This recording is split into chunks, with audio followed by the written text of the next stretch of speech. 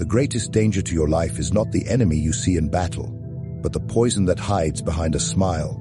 Toxic people, manipulators, liars, parasites, they feed on your kindness and drain your strength. And yet, most people make the fatal mistake of confronting them directly and losing everything. But Machiavelli would never play so foolishly. Today, I will reveal to you 7 code laws to deal with toxic people, not with emotion, not with mercy, but with strategy. The fool argues, the wise man watches. Remember this, for it is the first law when dealing with toxic people. They live off confrontation, off the clash of voices, off the theater of drama. The moment you challenge them directly, you step into their arena, where they are already trained to win. And what is worse, they make you lose not through truth, but through exhaustion. They drain you, piece by piece, until your strength is gone and their poison has spread into your spirit. The art of survival is not to meet them head-on, but to watch in silence. Silence is not weakness. It is surveillance. The hunter does not roar at the lion before the strike. He crouches low, he studies the beast, he learns its movements. Only then does he know where to strike. In the same way, you must let the toxic person speak, act, reveal themselves. They cannot help it. They expose their flaws, their insecurities, their hunger for validation. But you must resist the temptation to respond. Let them believe they are in control, while in truth, you are the one gathering power in silence. Consider how many have fallen not because they lacked strength, but because they wasted it. A toxic person thrives when you are emotional.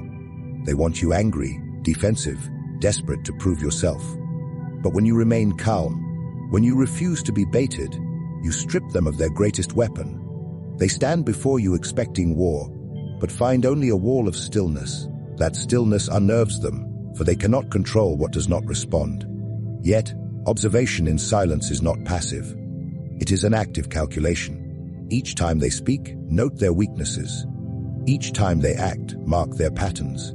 Like a general studying an enemy camp, you learn where their guard is low, where their ego blinds them, where their mask slips.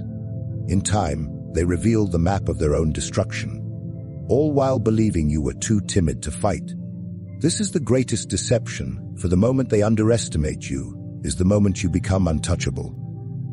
But you must be disciplined, for silence demands patience, and patience is a form of power. The longer you refuse to engage them on their terms, the more they unravel. They expect immediate resistance, they crave the game of conflict. But when you deny them this battlefield, they grow restless, reckless, and careless. That is when you begin to guide the situation, not by force, but by absence. You do not fight fire with fire, you let it burn itself out. And in this way, you prepare yourself for the second law, for once you have observed in silence, you are ready to understand the next truth, the importance of controlling the battlefield, never on their terms, always on yours. Once you have mastered the silence, once you have learned to observe without exposing yourself, you are ready for the second law. Understand this. Power is never neutral. It is always tied to the ground upon which you stand. A toxic person is strongest in chaos, in gossip, in confrontation. Their battlefield is noise, and they will always try to pull you there, for they know you will drown in it, while they swim with ease. But a wise man, a strategist, never fights where the enemy commands the terrain. He chooses the ground, and he bends the rules of the game. Think of how generals of old never fought in valleys when facing cavalry, or how Machiavelli himself advised rulers never to face rebellion on the streets, where mobs gathered strength. Instead, the ruler shifts the fight, pulling his enemy into terrain they cannot master. The same must be done with toxic people. They will attempt to provoke you at work, in public, in front of others where they can manipulate witnesses. They will seek to corner you in moments of anger, where your emotions betray your logic. Do not grant them the stage. You must remove the audience, strip them of the weapons they rely on, and force every interaction to happen where you hold control.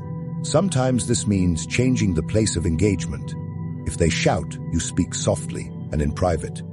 If they throw accusations, you reply only in writing, where every word is measured and permanent. If they provoke you at a time of weakness, you delay until you are steady and untouchable. By shifting the terms, you make their weapons useless. It is not enough to avoid their traps. You must place them in a position where they cannot even set the traps in the first place. This law is not about strength, but about design. If a toxic person wants to fight in the mud, you refuse. You fight on stone, where they slip. If they wish for the game of rumors, you respond with undeniable facts. If they long for an emotional storm, you reply with cold reason.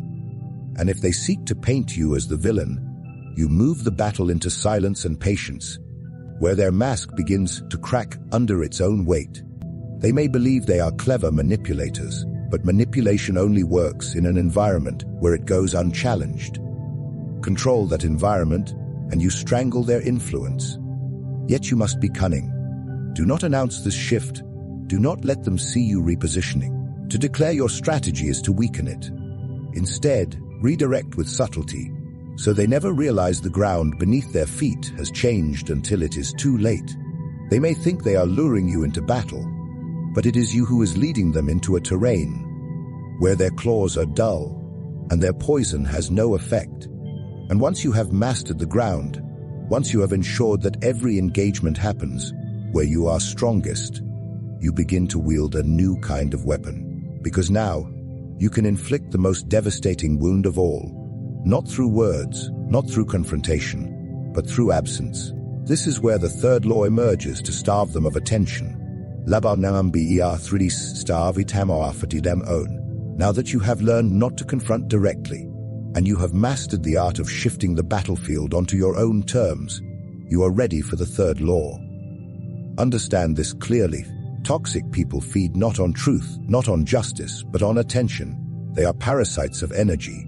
Each sigh you give them, each argument, each flash of anger is fuel for their fire. They thrive when you react. Your reaction tells them they have power over you, that they can disturb your peace, that they can bend your emotions at will. And once they know this, they will never stop. They will return again and again, feeding on you as a wolf feeds on the same wounded prey until nothing remains. But imagine instead that you give them nothing. No spark, no fuel, no reaction. You strip them of the one thing they crave most: your acknowledgement. What happens to the fire when no wood is thrown into it? It does not rage, it withers, it dies. A toxic person can scream, insult, plot, manipulate, but without your reaction, their words echo into emptiness. You must become as if deaf to their noise, blind to their gestures, and untouchable to their provocation. To them, this is worse than war, for war at least gives them significance. Indifference tells them they are nothing. Consider how Machiavelli taught that the prince should never waste resources on petty enemies, for in giving them attention, he elevates them. The same is true here.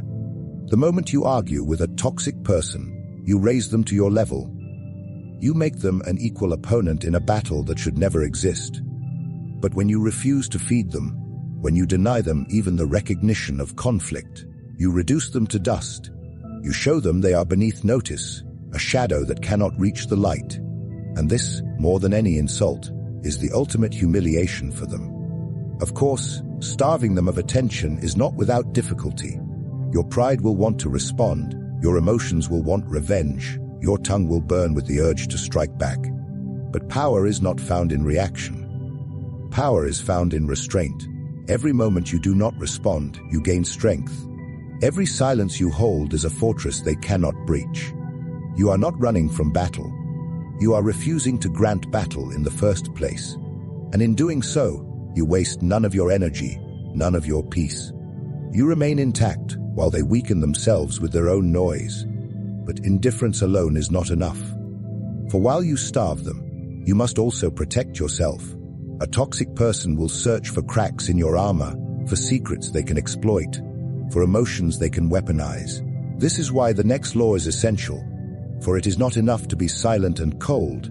You must also learn to wear masks. You must learn to conceal what you truly think, what you truly feel, and what you truly intend. Because once you master indifference, the fourth law demands you master deception. Use masks, not truth. Loedu Nembr 4 USI Meskes no TUH. When silence has starved them, and indifference has stripped them of their fuel, the fourth law reveals itself. Never hand them your truth. For truth in the wrong hands is not noble. It is a weapon, and once it leaves your lips, it belongs not to you, but to them. A toxic person will never respect your honesty. They will twist it, mock it, weaponize it against you. If you tell them your weakness, they will strike it. If you share your fear, they will magnify it. If you reveal your heart, they will poison it. To deal with them, you must never be naked in truth. You must always wear a mask. The world is full of men and women who think honesty is purity. They believe speaking their heart openly will win respect, or loyalty, or love. But Machiavelli taught us that men are not angels, they are wolves, and wolves devour the unguarded lamb. If you are pure honesty, then to a toxic person you are a banquet. To survive, you must learn the art of concealment. Smile when you must, nod when you must, even feign agreement when it serves you. But within, you reveal nothing. The mask is your shield, and it is also your weapon. Consider the mask not as a lie, but as a tool. A mask allows you to control what others see. It lets you project strength when you are uncertain, calm when you are boiling, disinterest when you are calculating. A toxic person cannot fight what they cannot read. They search your face for emotion, for cracks, for signs of weakness. But the mask shows them only what you choose, and in that choice lies power. To reveal nothing is to rob them of control. To show them only the image you want them to see is to manipulate the very battlefield of perception. Some may call this deception. But is it deception to hide your gold from the thief? Is it dishonesty to keep your weapons concealed until the right moment? The mask is not betrayal, it is survival. You owe the toxic person no truth, for they will only poison it. Instead, you owe yourself protection, and the mask is your armor. The wise man wears many faces: the agreeable ally, the indifferent listener, the polite companion. But behind them all stands the calculating mind, untouchable and unseen. Let the toxic person attack the mask. They will exhaust themselves striking an illusion, never realizing the true self remains untouched, waiting, watching. Yet, the mask is not merely for defense, it is also for control. When you conceal your truth, you force the toxic person into a fog of uncertainty. They no longer know your desires, your intentions, your plans. And uncertainty breeds fear. Fear makes them careless. Fear makes them desperate. In this desperation, they reveal themselves more openly than ever before. And as they reveal themselves, you move closer to the moment where the mask is no longer just a shield, but a trap. For the next law teaches you how to strike without ever dirtying your hands, how to let others and circumstances destroy the toxic one while your mask remains intact. This is the power of the fifth law, to strike indirectly, to make others fight for you. A mask alone shields you, but power is not only in defense. The fifth law reveals the most elegant form of strength, to win without fighting, to destroy without striking, to let others cut down the toxic one while you remain untouched. Understand this? Direct conflict is costly. It drains your time, your energy, your peace. When you engage head-on, even if you win, you lose something of yourself. The art of power is to achieve victory without lifting your sword. This is why you must master the indirect strike. Observe carefully. A toxic person cannot help but expose themselves. Their arrogance, their lies, their endless hunger for validation. These traits are not hidden. They are weapons turned inward. All you must do is create the conditions in which their own poison betrays them. Place them where their words contradict themselves. Let them overpromise and underdeliver. Let them show their cruelty too openly until others see them for what they truly are.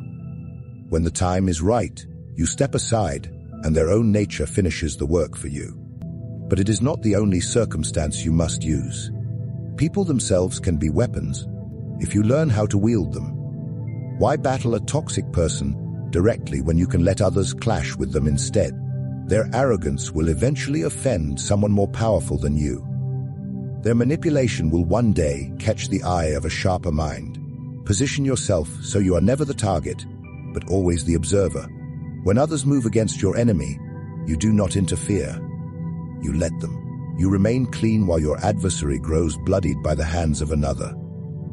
This is the brilliance of indirect strategy. Your hands remain innocent, your image untarnished. No one can accuse you of plotting, for you have not spoken a word. No one can blame you for betrayal, for you never struck the blow. The toxic one is undone not by your attack, but by the weight of their own corruption and the reaction of those they once deceived. And when the dust settles, who remains unharmed? You. For you have not fought, you have simply endured, and endurance is often the most powerful strike of all. History remembers many such victories. Machiavelli himself admired those who destroyed enemies not through war, but through cunning. To make others fight for you is not cowardice, it is mastery. The strongest rulers were those who let factions destroy each other, while they remained the arbiter of peace. So too must you learn this art. You must see the toxic one, not as an opponent to be crushed by your hand, but as a fool who will eventually destroy themselves when placed in the right conditions. And when the world sees their downfall, you will stand free of guilt, free of blood, free of weakness. Yet there will come a moment when waiting is not enough. There will be times when the indirect strike, though elegant, must give way to decisive action. For there are some poisons too dangerous to let linger, some parasites that cannot simply be weakened, but must be removed entirely. This brings us to the sixth law, the coldest and sharpest of all. Cut without warning libu mbr 6 ing. There comes a point where patience is no longer strategy but poison. To observe, to control the battlefield, to starve them, to wear masks, to strike indirectly. These are tools for survival. But survival is not the same as liberation. There are times when the toxic one must not merely be endured or exposed, but removed entirely. This is the sixth law when you cut cleanly and without warning. Mercy is weakness in the face of poison. To delay is to allow the venom to spread further. A ruler who hesitates in eliminating a threat invites rebellion. A man who hesitates in severing ties invites endless torment. There is only one way to end it, decisively and without negotiation. The mistake most people make is giving warnings, explanations, or long farewells. They prepare the toxic one for the break, and in doing so, they give them time to manipulate. They give them time to weep, to beg, to threaten, to poison the minds of others. But Machiavelli warned against this very thing. A clean strike is feared, respected, and irreversible. A delayed strike invites retaliation. Thus, when the time has come, you do not debate. You do not justify. You do not allow them to bargain for another chance. You sever ties as the executioner swings the blade, swiftly, mercilessly, and without hesitation. This act is not cruel, though the weak will call it so. It is clear. A toxic person will never change because you have reasoned with them. They will not suddenly reform because you explained your pain. The more you talk, the more weapons you hand them. The more you hesitate, the more roots they grow into your life. Cutting is not about punishment. It is about preservation. It is about ending the cycle before it consumes you. Picture a surgeon who discovers infection. Does he negotiate with the disease? Does he give it another week to see if it improves? No. He takes the knife, and with one precise cut, he removes what will kill the patient. You must be as cold, as precise, as unmoved. If you must block, you block. If you must walk away, you walk and never turn back. If you must sever a relationship, you vanish from it as if it never existed. Harsh, necessary, always. To hesitate is to remain enslaved. And when you cut, something remarkable happens. The toxic person, who once fed on your reactions, who once thrived on your presence, now faces the terror of absence. They are left with no weapon, no battlefield, no audience. They rage into emptiness, and emptiness gives them nothing back. That is the power of decisive separation. It ends not only their influence over you, but their illusion of control. And in this silence, in this cold void you leave behind, you reach the final law, the one that crowns all others. For power does not scream, it does not argue, it does not justify. True victory over the toxic one is found not in words, but in silence itself. This is the seventh law, always win in silence. Lebinembia 7 Lolulen Silencii. The final law, the crown upon all the others, is the law of silence. Understand this well. The greatest victories are not shouted. They are not paraded. They are not announced. They are alive. A toxic person wants nothing more than your reaction. If you argue, you give them proof they matter. If you defend yourself, you admit their attack struck you. If you try to prove them wrong, you validate their role in your life. But when you withdraw into silence, when you refuse even to acknowledge their existence, you strip them of the very oxygen that sustains them. Silence is not emptiness. It is the loudest declaration of indifference. This silence is not passive. It is an active power. It is the refusal to play their game, the refusal to meet them on their terms. It is the declaration that they no longer exist in your world. You do not waste your words on them, because your life speaks louder than words. Every success you build, every step you rise, every peace you enjoy is a dagger into the heart of their illusion of control.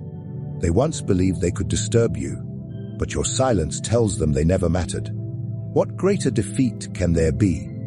For one who thrives on recognition, think of how rulers destroy rebels, not by arguing with them, not by debating their grievances, but by thriving without them. The rebel screams into the void, but the state marches on untouched. So too must you become like the state, unmoved by the noise of the weak. Silence is your fortress, and inside it you are untouchable. While they rage, you rest. While they plot, you build. While they poison themselves with anger, you grow stronger.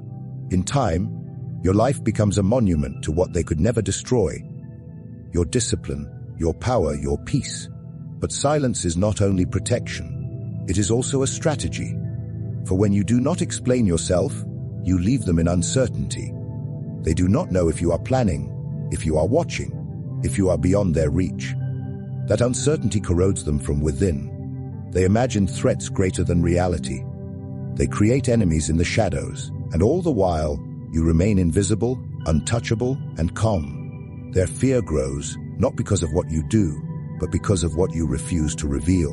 In silence, you become larger than life, for they cannot measure you, cannot predict you, cannot control you. Many men waste their lives trying to prove themselves to others. They argue endlessly, hoping to be seen, hoping to be understood. But Machiavelli knew the truth: to seek approval is to kneel. True power is not in being understood. It is in being undeniable. You do not need to convince the toxic one of your worth.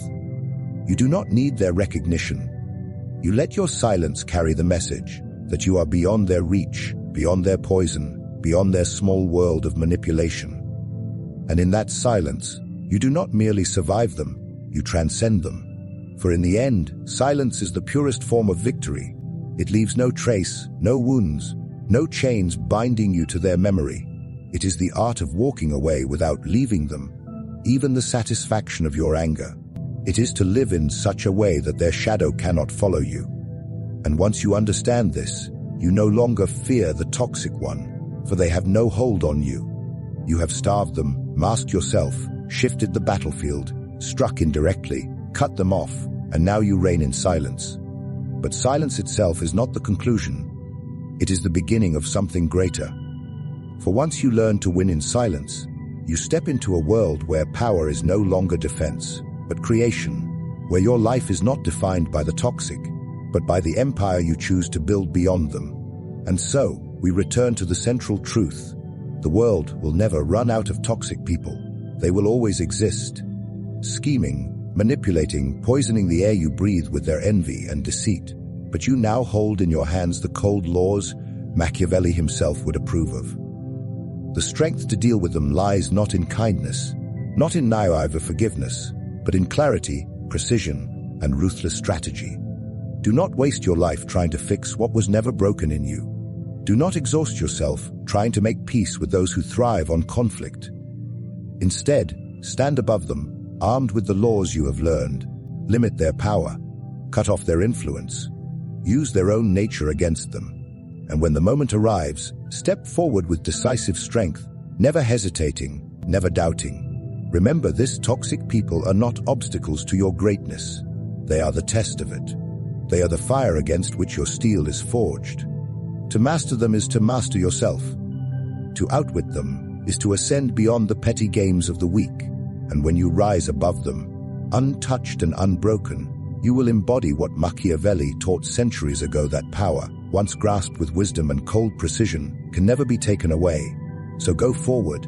Do not be nervous. Do not be passive. Do not be the prey. Be the one who sees through the mask, who controls the board, and who walks away untouched by the venom of the toxic. That is the art of survival. That is the art of power. That is the Machiavellian way.